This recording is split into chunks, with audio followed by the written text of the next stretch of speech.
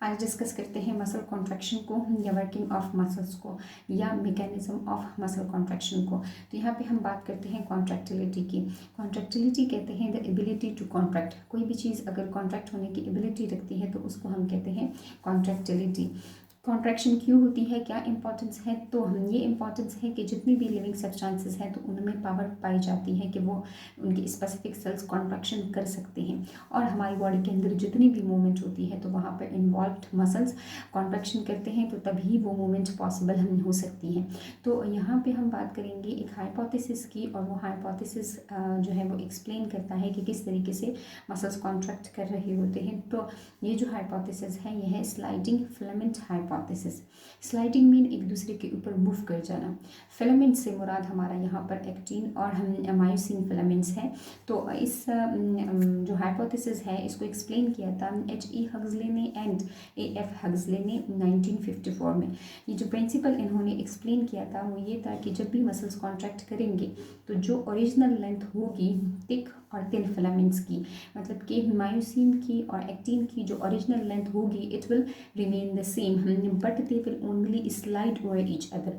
Just वो एक दूसरे के ऊपर मूव करेंगे, बाकी एक्टिन के या मायोसिन के ओरिजिनल लेंथ में कोई भी चेंजेस नहीं आएंगी। अगर ये हमारे पास एक्टिन है, ये हमारे पास एच जोन है और ये हमारे पास मायोसिन है, तो जब ये मूव कर रहे होते हैं एक दूसरे के ऊपर स्लाइड कर रहे होते हैं तो यहाँ पर देखिए हमारे पास एक्टिन के ओरिजिनल लेंथ में कोई भी चेंजेस नहीं आए हैं। जितना ये वाला लेंथ है उतना ये वाला भी लेंथ आ जाता है, ये भी उतना ही लेंथ है, और ना ही मायोसिन की लेंथ में कोई चेंजेस आ रही है। लेकिन चेंजेस कहाँ पर आ रही है, जस्ट ये जो हमारे पास जेड लाइन है और ये वाला जो जेड लाइन है तो ये एक दूसरे के करीब आ रहे होते हैं। इनके दरमियान में जो डिस्टेंस है यानी 2Z लाइन के दरमियान में जो डिस्टेंस है तो वो डिस्टेंस कम हो रहा है, बाकी लेंथ में कोई डिफरेंस नहीं आ रहा होता है। तो यहाँ पे यहाँ से लेकर यहाँ तक के रीजन को हमने एच जोन कहा था। तो अब अगर हम इस वाले डायग्राम में देखें तो एच जोन गायब हो रहा है, क्योंकि ये जो एक्टिन है ये कम्प्लीटली इस मायोसिन के ऊपर आ रहा है, ओवरलैप कर रहा है। तो एम लाइन तो मौजूद है, मिड लाइन तो मौजूद है, लेकिन कोई एच जोन मौजूद नहीं है। तो जब भी मसल्स कॉन्ट्रैक्ट कर रहे होते हैं तो जो एच जोन होता है वो गायब हो जाता है, वो डिसअपेयर हो जाता है, लेकिन एम लाइन वहीं पर रहता है। ये इतना बहुत ज़्यादा आपस में अटैच नहीं हो रहे हैं, इनके दरमियान में स्टिल गैप मौजूद है। तो यहाँ पर हमने कहा कि जेड लाइन या सार्कोमेयर का डिस्टेंस कम हो रहा है और जो लेंथ है एक्टिन एंड मायोसिन के उसमें कोई भी चेंजेस नहीं आ रही होती है, जस्ट वो एक दूसरे के ऊपर स्लाइड कर रहे होते हैं। तो अब हम ये समझते हैं कि ये किस तरीके से एक दूसरे के ऊपर स्लाइड कर रहे होते हैं, सार्कोमेयर के दरमियान में डिस्टेंस किस तरह कम हो जाता है। तो हम बात स्टार्ट करते हैं नर्व इम्पल्स से। यहाँ हमारे पास एक न्यूरॉन है और जो न्यूरॉन ब्रेन से मैसेज लेकर आते हैं तो उनको हम कहते हैं मोटर न्यूरॉन्स। जो मैसेज लेकर जाने वाले होते हैं तो उनको हम सेंसरी न्यूरॉन्स कहते हैं, और जो ब्रेन का मैसेज पर्टिकुलर ऑर्गन्स तक या सिस्टम तक लेकर आ रहे होते हैं तो उनको हम कहते हैं मोटर न्यूरॉन। तो ये हमारे पास एक न्यूरॉन है, ये उसका हम जो लॉन्ग सी ब्रांच है इसको हम कहते हैं एक्सोन, और ये इसके टर्मिनल पोर्शन है जिसको हम कहते हैं एक्सोन टर्मिनल। तो यहाँ पे जो न्यूरॉन है वो टर्मिनेट हो जाता है, मतलब ख़त्म हो जाता है, और ये पोर्शन ये इस एक्सोन का होता है, तो ये हमारे पास एक्सोन टर्मिनल कहलाता है। ये हमारे पास एक मसल फाइबर है, मसल फाइबर। तो जहाँ पे ये एक्सोन टर्मिनल कंबाइन हो रहा है इस मसल फाइबर के साथ, यहाँ पर भी कंबाइन हो रहा है, यहाँ पर भी कंबाइन हो रहा है, यहाँ पर भी कंबाइन हो रहा है, तो इस पॉइंट को, इस जंक्शन को हम कहते हैं न्यूरो मस्कुलर जंक्शन। मतलब न्यूरॉन मसल्स के साथ जंक्शन में मौजूद है, तो इस पॉइंट को हमने कह दिया न्यूरो मस्कुलर जंक्शन। तो यहाँ पे अगर हम मसल फाइबर को देखें तो इसके अंदर इन्विजिनेशन है, ये जो इसका सार्कोलेमा था ये अंदर इन्विजिनेट कर गया था, तो इस इन्विजिनेशन को हमने कहा था टीट्यूब्यूल। और बहुत ज़्यादा जो टीट्यूब्यूल है एक मसल फाइबर के अंदर मौजूद जितनी भी टीट्यूब्यूल्स होते हैं तो उनको हम कंबाइनली बोल रहे होते हैं टीट्यूब्यूल्स सिस्टम, ठीक है, उसको हम ये नाम दे रहे होते हैं टीट्यूब्यूल्स सिस्टम। तो टीट्यूब्यूल्स क्या है, ट्रांसवर्स ट्यूब्यूल्स होते हैं, ये इन्विजिनेशन होती है साइटोप्लाज्म के अंदर, सार्कोलेमा इन्विजिनेट कर जाता है, इसके साइड पे मौजूद होता है सार्कोप्लाज्मिक रेटिकुलम जिसने हाई अमाउंट में कैल्शियम को स्टोर किया हुआ होता है। तो जो टीट्यूब्यूल है और इसके साइड पर जो टर्मिनल पोर्शन है सार्कोप्लाज्मिक रेटिकुलम का उसको हमने कहना है ट्राइएड, ठीक है, ये ट्रेड नहीं है बल्कि ट्राइएड है। ट्राइएट मतलब कि 3 चीज़ें आपस में कंबाइन हो रही है। कौन सी 3 चीज़ें हैं? एक हमारे पास टी ट्यूब्यूल है, और एक हमारे पास सार्कोप्लाज्मिक रेटिकुलम का टर्मिनल पोर्शन एक साइड का, और ये हमारे पास दूसरे साइड का जो सार्कोप्लाज्मिक रेटिकुलम है उसका पोर्शन आ जाता है। इस तरीके से हमारे पास एक ट्राइड है, इस तरीके से ये एक ट्राइड है, इस तरीके से ये एक ट्राइड होगा। तो हमारे पास ट्राइड बहुत ज़्यादा मौजूद रहते हैं। तो हम कहते हैं कि हमारे पास साइटोप्लाज्म होता है इस मसल फाइबर का, और ये उसके अंदर मौजूद है मायोफाइब्रिल। ठीक है, तो इसका हमने डिटेल डायग्राम भी देख लिया था। तो ये हमारे पास है मायोफाइब्रिल। तो हमने कहा कि जब भी हम इस न्यूरॉन को स्टिमुलेट करेंगे तो ये मैसेज लेकर आएगा, इस तरीके से उसका मैसेज आएगा यहाँ तक, एक्सोन टर्मिनल तक। तो जब मैसेज यहाँ पर आ जाएगा तो कुछ हमारे पास केमिकल्स रिलीज होंगे, तो उन केमिकल्स को हम कहते हैं न्यूरोट्रांसमीटर्स। ठीक है, न्यूरॉन का मैसेज आगे पहुंचाने वाले, ट्रांसमिट करने वाले वो न्यूरोट्रांसमीटर्स होंगे। तो वो न्यूरोट्रांसमीटर्स हम यहाँ पर अपने रिसेप्टर्स के साथ कंबाइन हो जाएंगे, तो जो नर्व इम्पल्स है वो नीचे की तरफ रन करने लगेगा। इस टी ट्यूब्यूल में नर्व इम्पल्स रन करने लगेगा। तो हमने ये बात की थी टी ट्यूब्यूल की कि इनका फंक्शन होता है कि इसके थ्रू ही नर्व इम्पल्स सेल के साइटोप्लाज्म के अंदर जा रही होती है। तो अभी हमें पता चल गया कि जब स्टिमुलस आया था तो एक्सोन टर्मिनल से कुछ केमिकल्स रिलीज़ हुए, उन केमिकल्स ने इस टी ट्यूब्यूल में चेंजेस कर दी, और इस टी ट्यूब्यूल में चेंजेस की वजह से जो सार्कोप्लाज्मिक रेटिकुलम था और जिसने बहुत हाई अमाउंट में कैल्शियम स्टोर किया था, तो वो कैल्शियम यहाँ से रिलीज़ होना स्टार्ट हो जाएगा। ये जो मैंने रेड से शो किया हुआ है, तो ये कैल्शियम आयंस हैं। Calcium ions normally store form में थे, लेकिन जब यहाँ पे नर्व इम्पल्स आ गया तो फिर सार्कोप्लाज्मिक रेटिकुलम स्टिमुलेट हो गया और इसने रिलीज कर दी हैं calcium ions into the sarcoplasm of this muscle fibre. तो अब हम बात करते हैं कि ये कैल्शियम कहाँ जाते हैं, लेकिन उसको समझने से पहले या उसको एक्सप्लेन करने से पहले हम यहाँ पे इस मायोफाइब्रिल में जो लाइट पोर्शन में मौजूद प्रोटीन है और जो डार्क पोर्शन में मौजूद प्रोटीन है, तो थोड़ा सा उसके बारे में पढ़ लेते हैं। हमारे पास ये एक थिन फिलामेंट का मैंने आपको डायग्राम बनाई हुई है। तो इस थिन फिलामेंट में क्या है, इसमें ट्रोपोनिन है। ये जो पोर्शन है मैंने जो ब्लैक से शो किया हुआ है, ये ट्रोपोनिन है। तो जो ट्रोपोनिन है वो एक साइड से ट्रोपोमायोसिन के साथ अटैच होता है। ये जो रेड से मैंने शो किया हुआ है, ये ट्रोपोमायोसिन है। तो एक साइड से ट्रोपोमायोसिन के साथ अटैच होता है और दूसरा इसका पोर्शन होता है जिसके थ्रू ये कैल्शियम के साथ बाइंड हो सकता है। तो कैल्शियम लिंक हो जाता है ट्रोपोनिन के साथ जब भी अवेलेबल होता है। तो यहाँ पे हम बात करते हैं कि जो एक्टिन है वो मेन कंपोनेंट है। एक्टिन ही बाइंड होगा मायोसिन के साथ, लेकिन इस एक्टिन में ये वाला जो पोर्शन है जो ब्लू से मैंने शो करवाए हुए हैं एक्टिन के पोर्शन, तो ये वाला पोर्शन यूटिलाइज हो रहा होता है मायोसिन के साथ लिंक बनाने में। मायोसिन का हेड यहाँ पर कंबाइन हो रहा होता है, तो एक्टिन का वो पोर्शन जहाँ पे मायोसिन कंबाइन हो रहा होता है उसको हम कहते हैं मायोसिन बाइंडिंग साइट। ठीक है, myosin binding site of actin. Overall ये एक्टिन है, ये जो पेंसिल से मैंने शो किया हुआ है ये एक्टिन है, बट ये वाला पोर्शन उसका मायोसिन बाइंडिंग साइट कहलाता है। तो अगर हम उस कंडीशन में देखें जब कैल्शियम अवेलेबल नहीं है, तो इन 3 प्रोटीन्स की ओरिएंटेशन कैसी है कि कैल्शियम नहीं है तो ट्रोपोनिन के ऊपर कैल्शियम अटैच नहीं है, तो इसने जो ट्रोपोमायोसिन है उसको कुछ इस तरीके से अरेंज किया हुआ है कि जो एक्टिन है उसका वो पोर्शन जो मायोसिन के साथ लिंक होगा वो कवर्ड है। ठीक है, कंप्लीटली कवर्ड है। तो ये जो पोर्शन है और मायोसिन है इसके हेड के दरम्यान में कोई भी अट्रैक्शन नहीं हो रही है क्योंकि वो कवर्ड फॉर्म में होते हैं।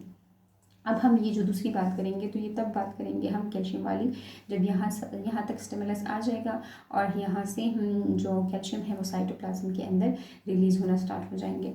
तो जब ये कैल्शियम रिलीज़ होना स्टार्ट हो जाते हैं तो ये क्या करते हैं, ये हमारे पास आ जाते हैं और जो ट्रोपोनिन के बाइंडिंग साइट्स थे कैल्शियम के लिए तो उनके साथ लिंक हो जाएंगे। जैसे ही कैल्शियम लिंक होता है इस ट्रोपोनिन के साथ तो जो ट्रोपोमायोसिन है इसकी रीओरिएंटेशन हो जाती है।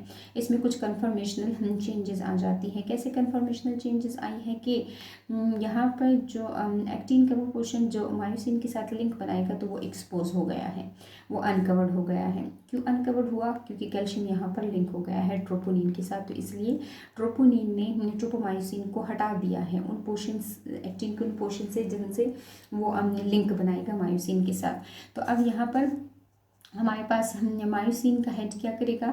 अब मायोसिन की हम बात करते हैं कि जो मायोसिन का हेड है नॉर्मली ये इनएक्टिव फॉर्म में पड़े रहते हैं, लेकिन जब उसके बाइंडिंग साइट एक्सपोज हो जाते हैं, जब बाइंडिंग साइट एक्सपोज हो जाएंगे तो ये जो एटीपी का नेक रीजन है इसको हम हिंज पोर्शन भी कहते हैं, क्योंकि या तो ये इस हेड को फॉरवर्ड या बैकवर्ड डायरेक्शन में मूव करवा सकता है। तो एक एटीपी का मॉलिक्यूल हमें चाहिए होगा इस नेक रीजन है के साथ लिंक करवाने में।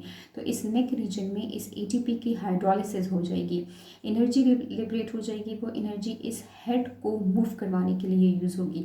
ये हेड कहाँ पर लिंक होना चाहता है, ये अपने रिस्पेक्टिव पोर्शन के साथ लिंक होना चाहता है, लेकिन उस लिंकिंग के लिए इसको एनर्जी की ज़रूरत होती है। तो एनर्जी इसको एटीपी की फॉर्म में मिल जाता है। तो एक एटीपी यहाँ पे कंबाइन हो जाता है, एक एटीपी यहाँ पर कंबाइन हो जाता है। हमारे पास एक मायोसिन है। तो जब ये यहाँ पर एटीपी इसको मिल गया है, इसने एनर्जी ले ली है, तो उस एटीपी का कुछ पोर्शन ये यूटिलाइज करके यहाँ पर बॉन्ड बना देगा, यहाँ पर लिंक हो जाएगा।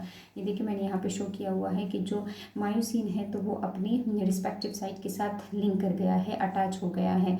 इस तरीके से ये एक मायोसिन होगा, इस तरीके से दूसरा यहाँ पर मायोसिन लिंक हो जाएगा। यहाँ पे कुछ और पोर्शन होगा एक्टिन का, उसके साथ मज़ीद जितने भी मायोसिन्स के हेड होंगे तो वो कंबाइन होना स्टार्ट हो जाएंगे, मतलब वो सारे फिल हो जाएंगे जितना भी पोर्शन मायोसिन की बाइंडिंग साइट्स के लिए मौजूद होगा। तो अब हम इस हेड को, जो मायोसिन का हेड है, इसको हम बोल रहे हैं क्रॉस ब्रिजेस। ठीक है, क्यों क्रॉस ब्रिजेस कहा, क्योंकि ये एज अ ब्रिज काम कर रहा है दो प्रोटीन्स के दरमियान में, एक्टिन और मायोसिन के दरमियान में। ये ओवरऑल मायोसिन है ना, तो एक्टिन और मायोसिन के दरमियान में ये जो हेड पोर्शन है तो ये ब्रिज का काम कर रहा है, इसलिए इस हेड को हमने कह दिया क्रॉस ब्रिज। तो अब हमने यहाँ पर एटीपी का कुछ पोर्शन यूटिलाइज किया था, उसी एटीपी का जो मज़ीद पोर्शन है, मतलब कि मज़ीद जो उसकी एनर्जी है, तो वो तब यूटिलाइज होगी जब ये हमारे पास हेड बाइंड हो गया और ये इसको मूव करवाना चाहता है। ये यहाँ पर एक एटीपी को यूटिलाइज करके कुछ एनर्जी जनरेट होगी, तो वो जो एनर्जी है वो यहाँ पर एक पावर स्ट्रोक जनरेट करेगी, मतलब यहाँ पर इसको धक्का लग जाएगा। तो ये जो एक्टिन है ये सेंटर की तरफ मूव करने लगेगा। यहाँ पे हमने कहा कि एटीपी का कुछ पोर्शन यहाँ पे यूटिलाइज हुआ था और मज़ीद पोर्शन ये तब यूटिलाइज करता है जब ये चाहता है कि पावर स्ट्रोक हो। पावर स्ट्रोक का मतलब ये है कि कोई फोर्स लगे और उस फोर्स की वजह से ये एक्टिन सेंटर की तरफ मूव करने लगे।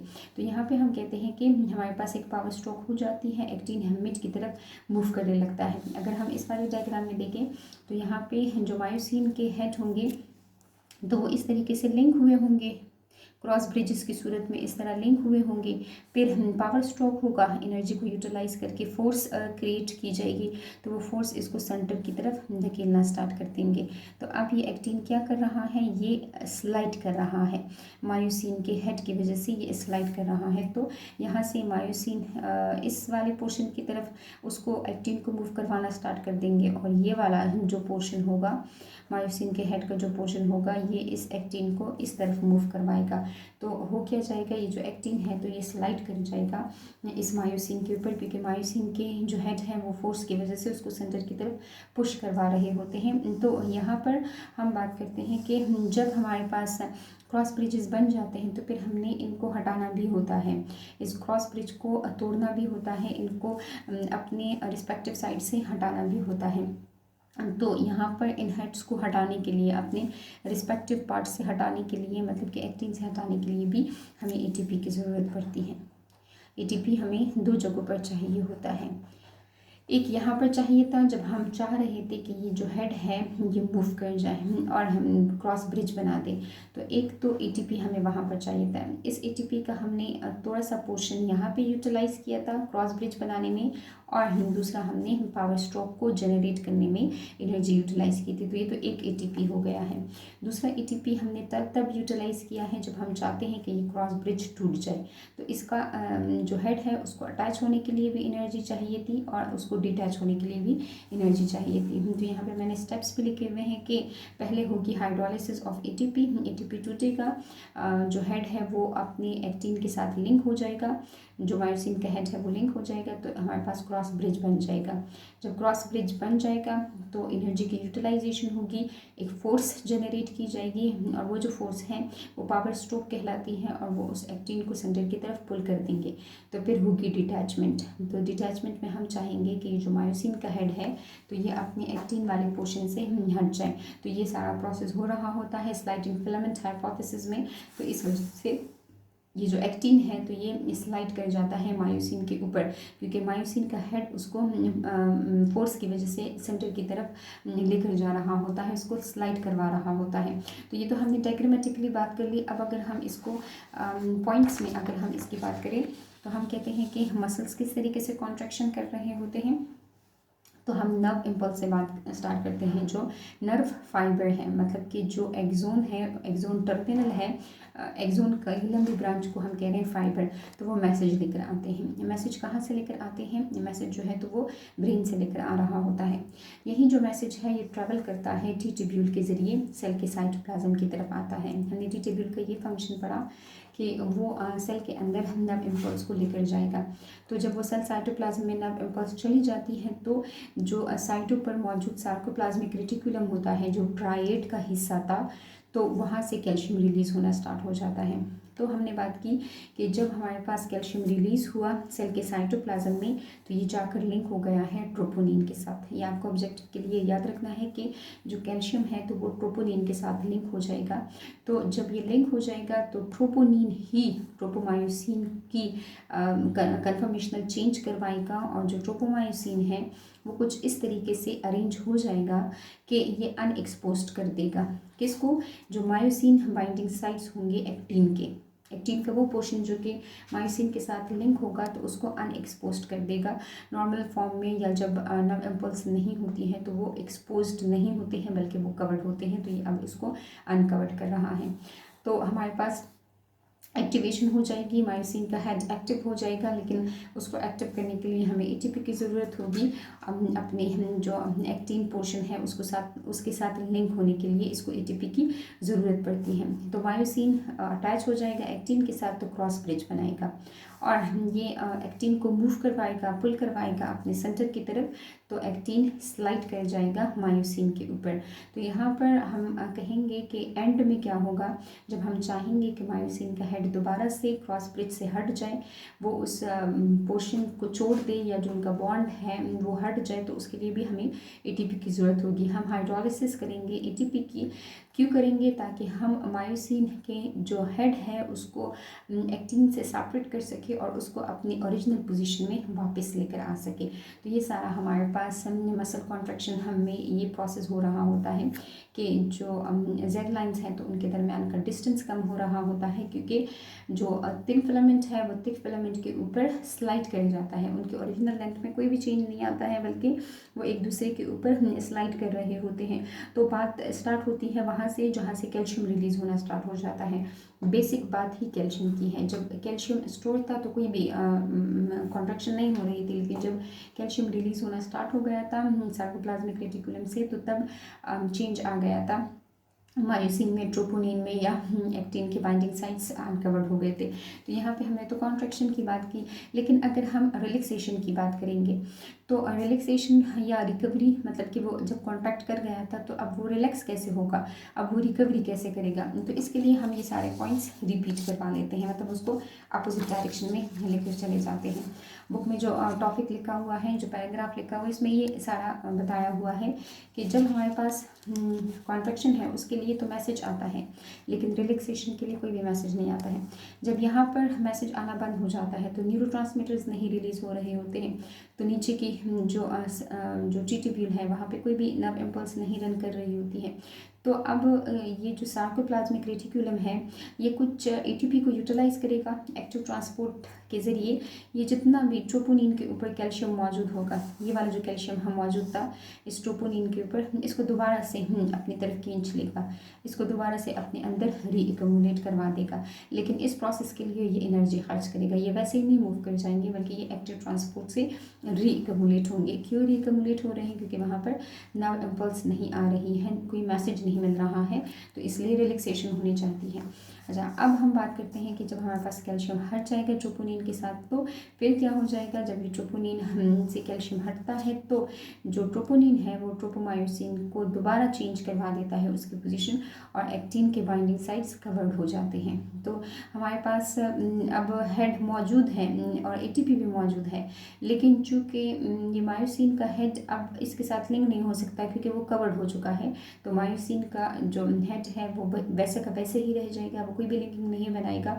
और जो कि एटीपी वगैरह मौजूद होते हैं, लेकिन ये तब एटीपी को यूटिलाइज करता है जब उसके लिए बाइंडिंग साइट्स एक्सपोज हो जाते हैं एक्टिन पर। तो ये हमारे पास कैल्शियम रीएक्यूमुलेट हो जाएगा, नर्व इम्पल्स ख़त्म हो जाएंगी, आना बंद हो जाएगी, और हमारे पास जो ट्रोपोनिन है वहाँ से कैल्शियम हट जाएगा और ट्रोपोमायोसिन में कन्फर्मेशनल चेंज दोबारा से आ जाएगी।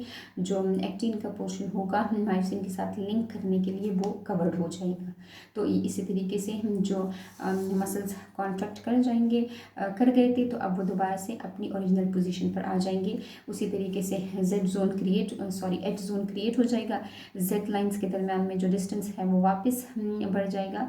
जो कॉन्ट्रैक्टेड स्टेट थी उससे वो रिलैक्स हो जाएंगे। कॉन्ट्रैक्टेड स्टेट में मसल शॉर्ट हो जाते हैं, जब वो रिलैक्स कर रहे होते हैं तो वो उनकी लेंथ ज़्यादा हो जाती है। So it's all about the sliding filament hypothesis.